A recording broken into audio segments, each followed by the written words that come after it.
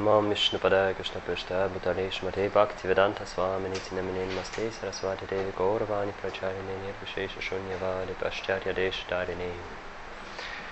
Hare Krishna. My name is Valentin. I'm now in Juhu Temple at Krishna land in Mumbai.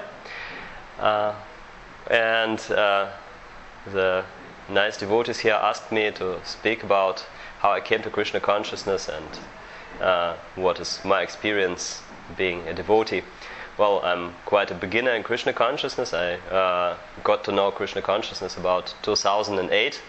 I come from Russia myself, and just a normal family, Christian Orthodox. I was also was not very engaged in some religious practice or something, because the Soviet education did not, so it was not usual to for people of the generation of my mother and father to be like religious, but somehow actually since childhood I asked myself about what's life is all about, and I had some inner search, and how I came to Krishna consciousness, it's actually a long story. I'm from Moscow, and it's a big city, and of course you meet rather many Hare Krishnas there. Also met something during the university. Perhaps I saw some Harinam. Definitely I met book distributors, but I never took them serious because I didn't think that they can offer me some serious kind of spiritual practice. I was more like reading esoteric books. My stepfather actually introduced me to some things and some people from his acquaintance circle, which were dealing also with esoteric and so on, and just to broaden my mind. That's how it actually stimulated my search for some deeper truths. It happened to be that I came to Germany for education in 2007, and in some 1 year, through definite circumstances, somehow had a new line of esoteric research for myself, and that led at the end that I encountered Krishna consciousness. First in form of lectures about Vedic culture by Brajendra Kumar Prabhu, as one of the Russian preachers, one Russian-speaking friend of mine in the university. I was studying mathematics here.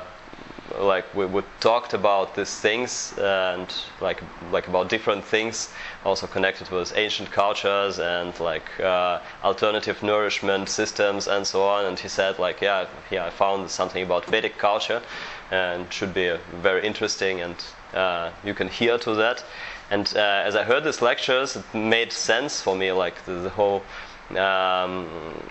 terms like karma, reincarnation, and so on were built for me as some integrated system, which made sense. And then I thought, okay, I should get deeper into it. Yeah. And then I found some books on the internet, some Bhagavad Gita, not in Srila Prabhupada's translation, and then I encountered Bhagavatam with Srila Prabhupada's purports, and then I started to read it, and then somehow during this whole time, a little bit before and after, the changes started to happen in my life. And that's actually how it started.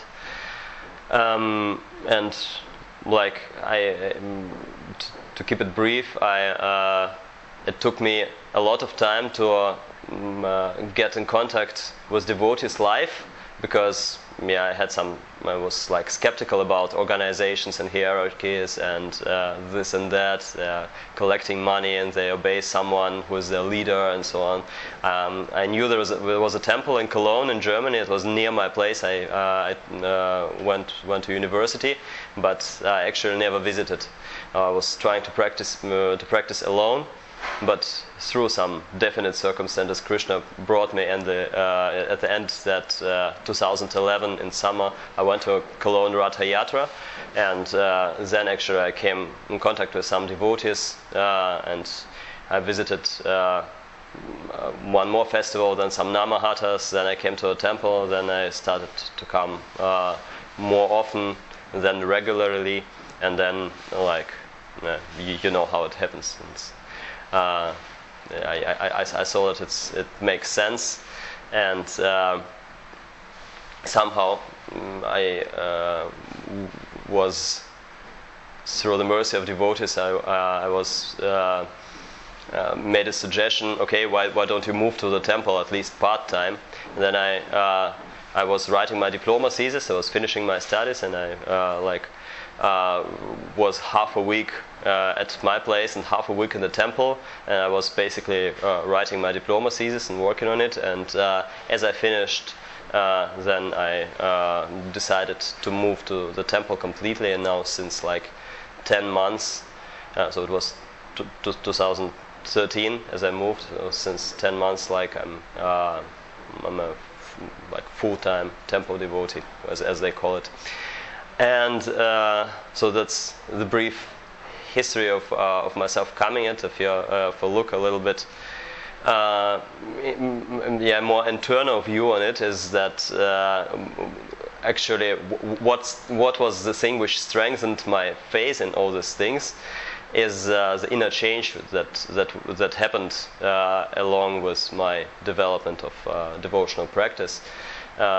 Even so, actually, it started even before I met Krishna consciousness consciously, because I was reducing my meat consume, and I was actually feeling better about the whole life. I also had some experience through my like esoteric research, and Krishna actually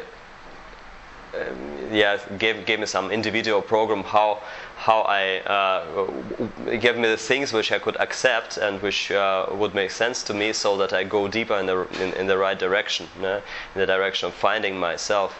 And actually the reason why I went deeper into it, that I just noticed that my inner state I was improving. I just felt some inner happiness, some peacefulness, which I never encountered before.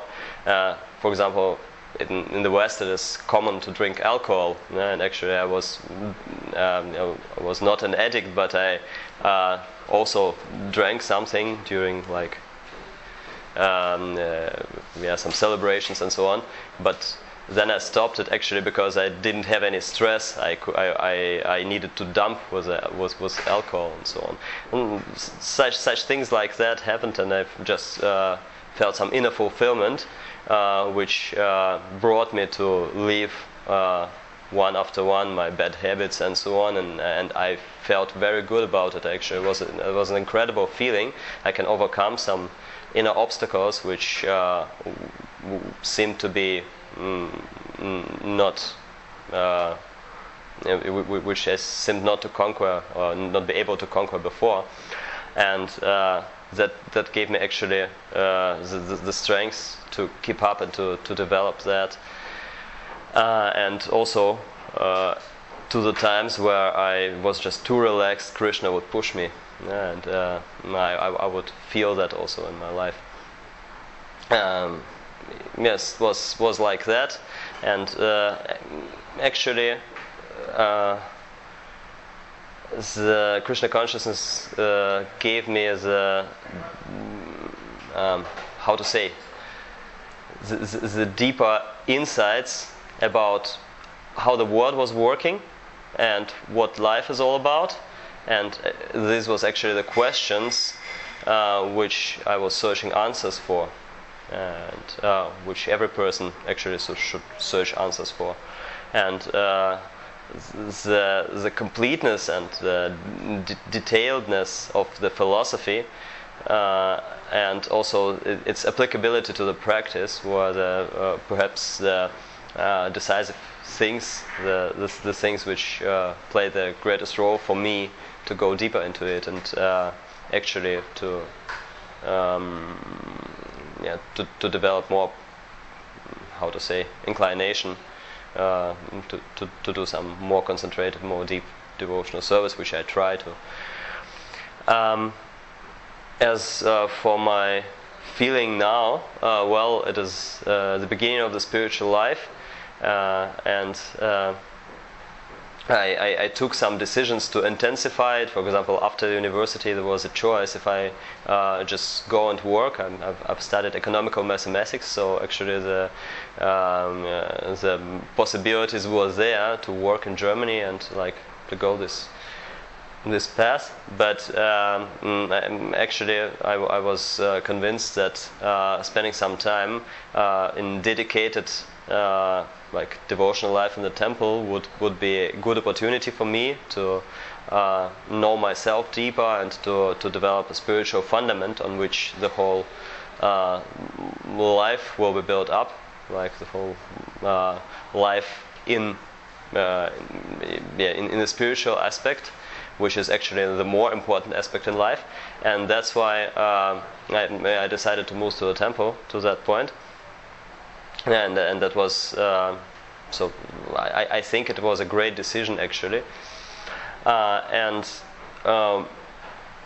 what brought me actually to it is that I thought, okay, what's actually important in life? No? What is actually the thing I should foremostly care about? What I should develop?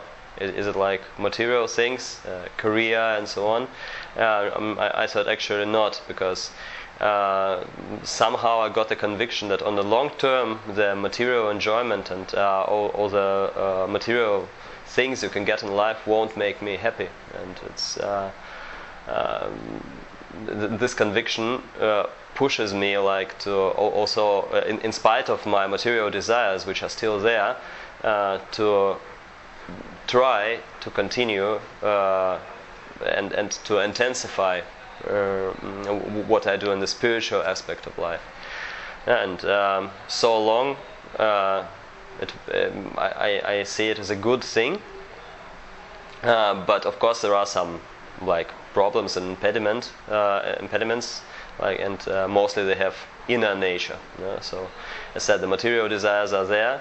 First, the second is that I'm actually I have not found yet myself in spiritual life, like for example, what service I will do and what I will dedicate myself to, so in which form I will serve the Lord. And also the question of the spiritual master arises, and that I also have to solve still. And of course, when you are not situated yet in spiritual life, you can't be always satisfied. So, and that's also the thing I have to struggle with, because you try to do something, but it perhaps doesn't. You feel perhaps it's not your thing, or perhaps your taste or your inclination, your desire to do that is still not so high that it overwhelms the side effects of it. Yeah, for example, I have been into some book distribution, and psychologically it is actually difficult for me to deal with rejection on the street. And I don't know if you ask these questions, is this service and really for me, and if not, what can I do? And there are also some circumstances which are there. For example, okay, what services are available in the temple you stay in, and what is also good for your spiritual development. Perhaps the things you don't like to do are exactly the things you need to do just for your spiritual progress, to learn to surrender and so on.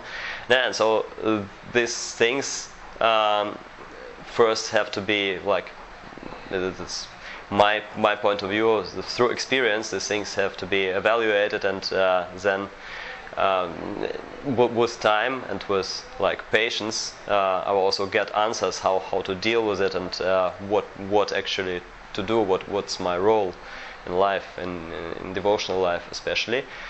But that's not easy also.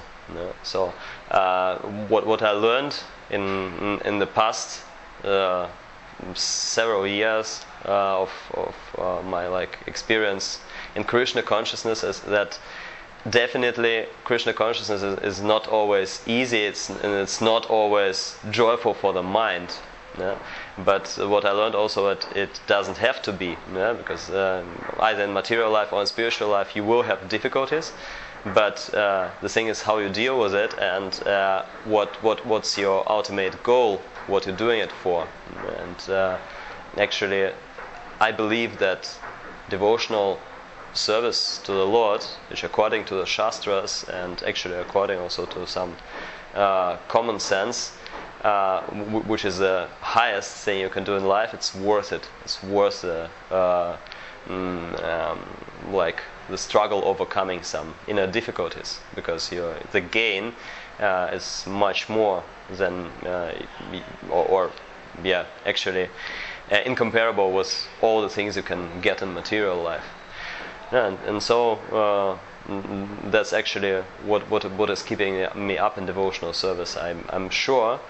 And yes, it's also like kind of a thing I learned, or it seems more and more true to me that Krishna is actually guiding one and arranging the circumstances in that way that you can do spiritual progress, and you can go deeper into it and ultimately achieve the milestones and the ultimate goal also. And that kept me up, and I'm actually convinced that at the end, if you do the right thing and not the easy thing, then you are better on, you are safe, and you will also ultimately achieve the goal which we all aspire for, the eternal happiness, the eternal knowledge, the eternal being, and in company with the Supreme Being, the Supreme Personality of Godhead, Krishna. And like that is actually what life is about also, I hope, for me, and that's why I'm trying to go on this path. Hare Krishna.